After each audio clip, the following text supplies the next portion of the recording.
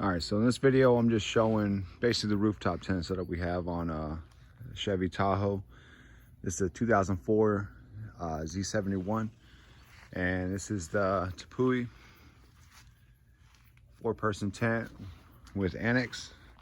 And we don't even have the annex right now. It's not strapped down. This is just set up to show for this video.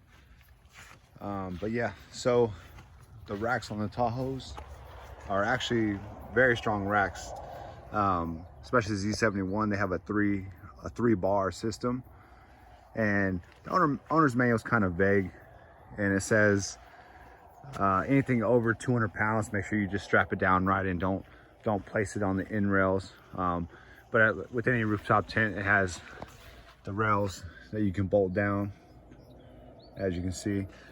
And the good thing about it is, this being a 4-person tent, it's sitting on all 3 rails, so it's really stable up top. Works out very well.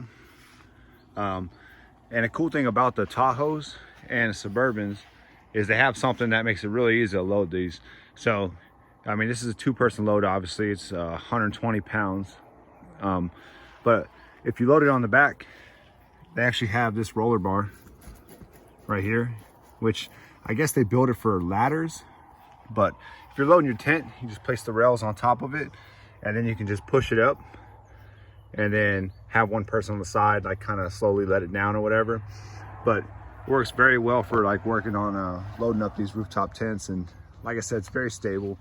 70 miles an hour down the road, and you feel it, of course, because the wind, but there's not a lot of movement because the rack is very stable. So yeah, like I said, I just wanted to show you what it looks like with the rooftop tent on here.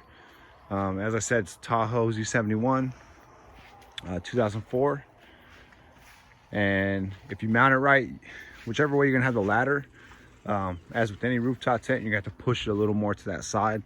So we have it pushed more towards the passenger side to allow for like the annex and stuff like that.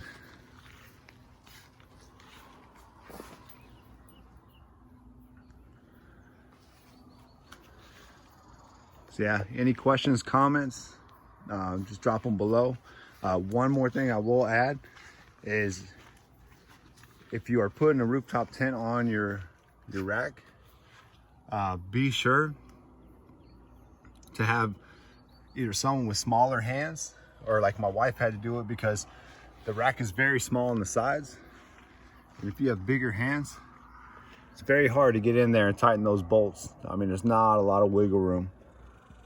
So like I said, I would have someone with smaller hands handy to help you out. And that's pretty much it.